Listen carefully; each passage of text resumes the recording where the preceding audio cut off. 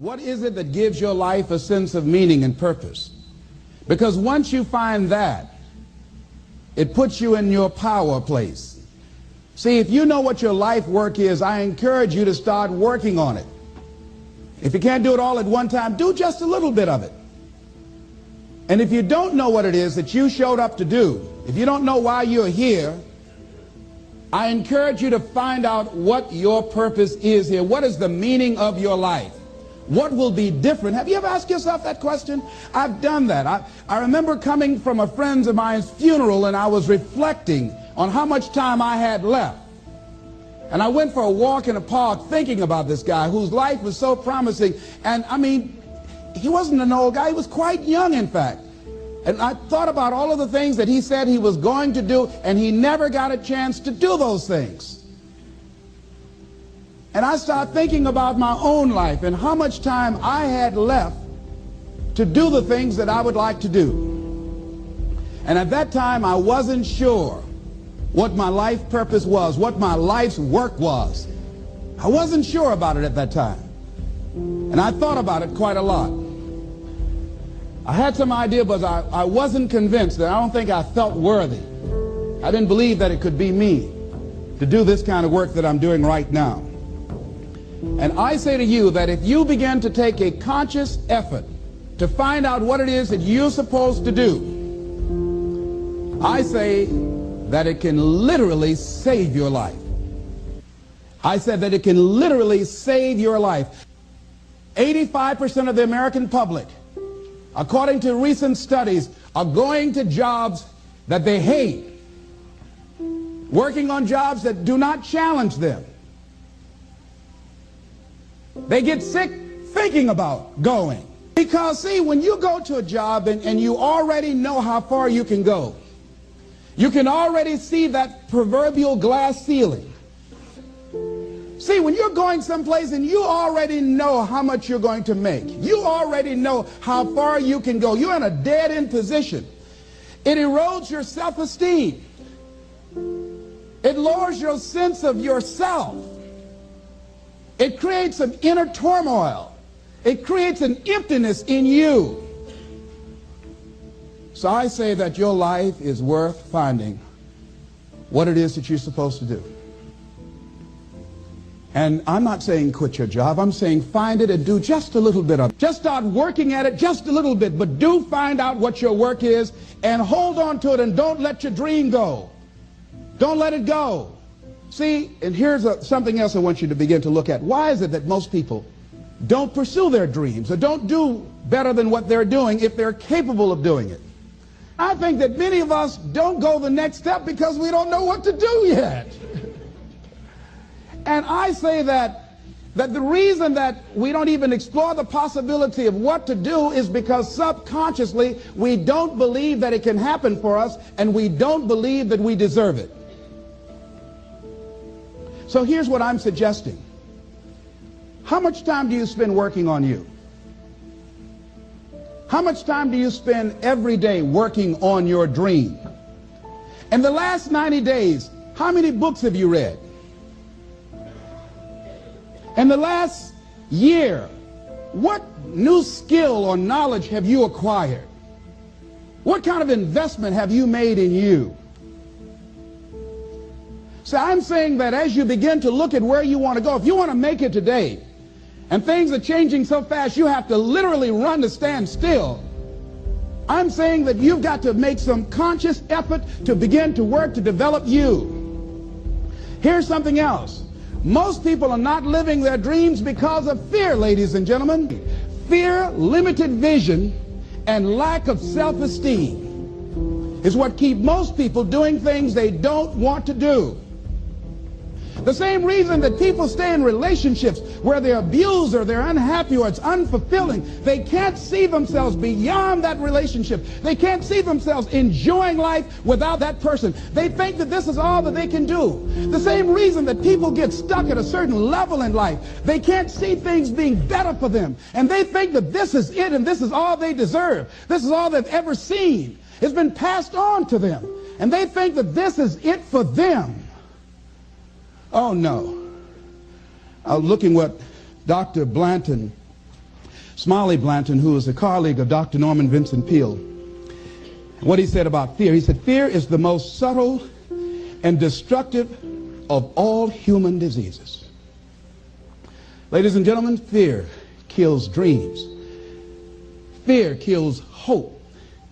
Fear put people in the hospital.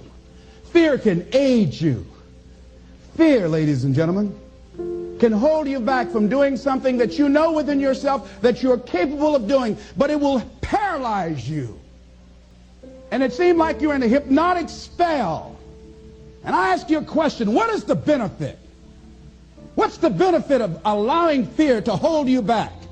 What's the benefit of giving up on yourself, of not stepping out on life and taking life on? What is the benefit for you? What's the plus in that? It's one of the things I had to ask myself. So I didn't want to make any mistakes. I wanted everybody to like me. I wanted to be perfect the first time I did something. It's not going to happen. You're going to make some mistakes. You're going to hurt some folks' feelings. You're going to create some enemies whenever you decide that you want to begin to take life on. You've got to ask yourself, how long am I going to allow this to hold me back?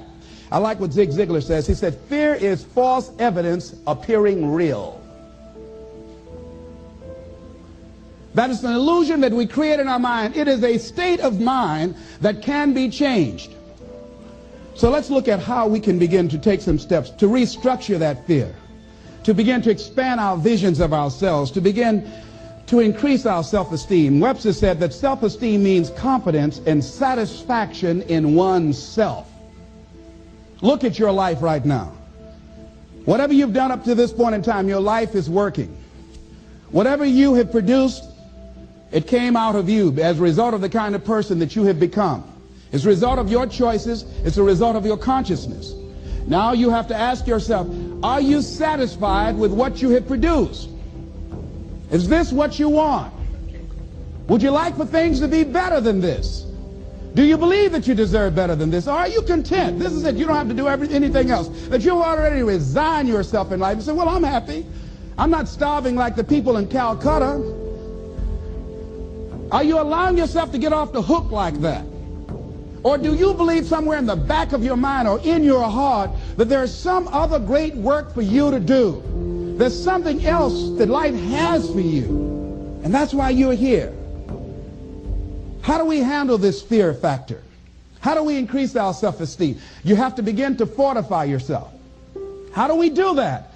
I believe that you have to begin to consciously monitor your inner conversation and start talking to yourself. Start building yourself up. Sometimes the only good things you will hear about you are the things that you say to you. So I'm saying learn to be your own booster. Start building yourself up. Start encouraging yourself. Start saying, I can do this. I can make this happen. When I started thinking about becoming a speaker, I said, yes, I can do this. I can make this happen. When I start trying to convince myself I can be a businessman after flopping and failing and losing thousands of dollars and feeling stupid and dumb and having people take advantage of me because of what I didn't know, I had to talk to myself because people were saying to me that I was dumb. And somewhere in the back of my mind, I was saying, you're right. Look at what I've done.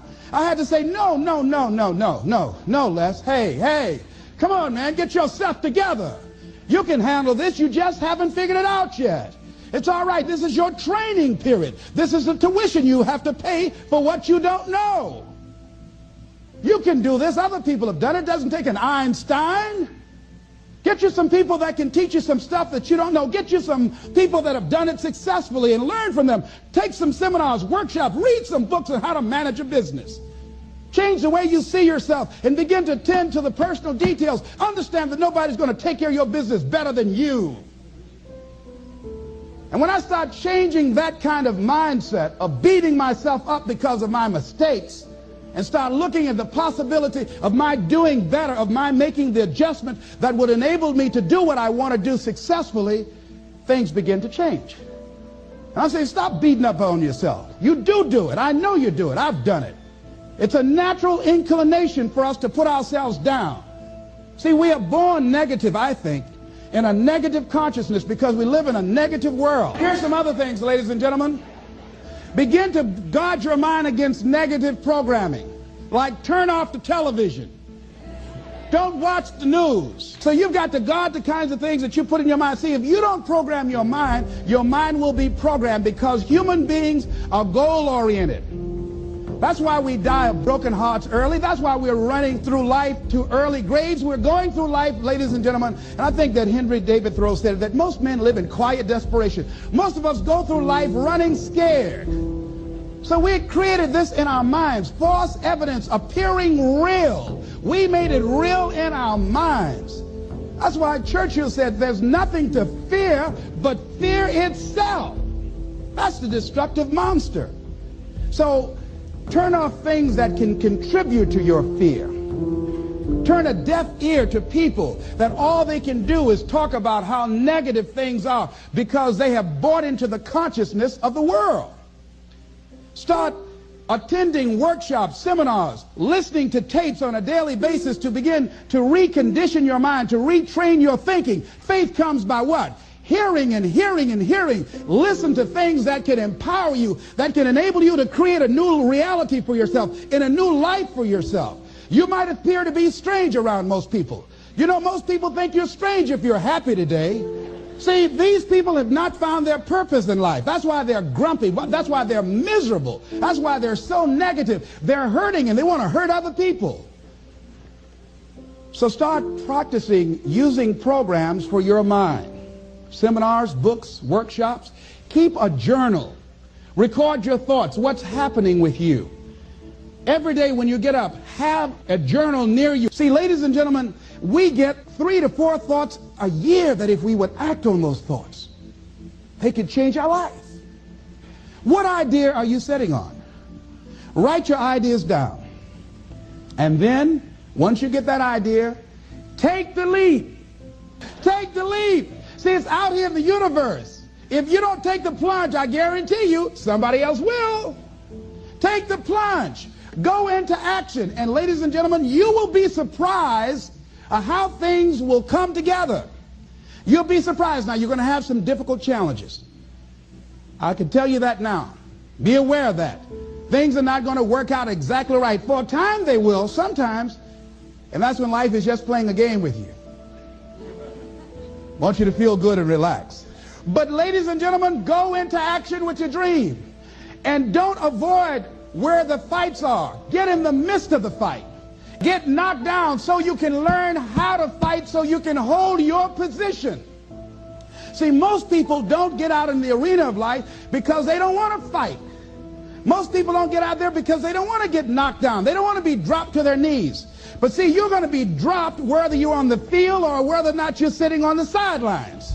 You're going to be dropped. So at least get dropped for something. See, that's how most people are spectators in life. You don't want to be a spectator. You want to get out in the field where the action is. And you will be amazed. After the struggle, there will be a calm period and things will begin to click for you.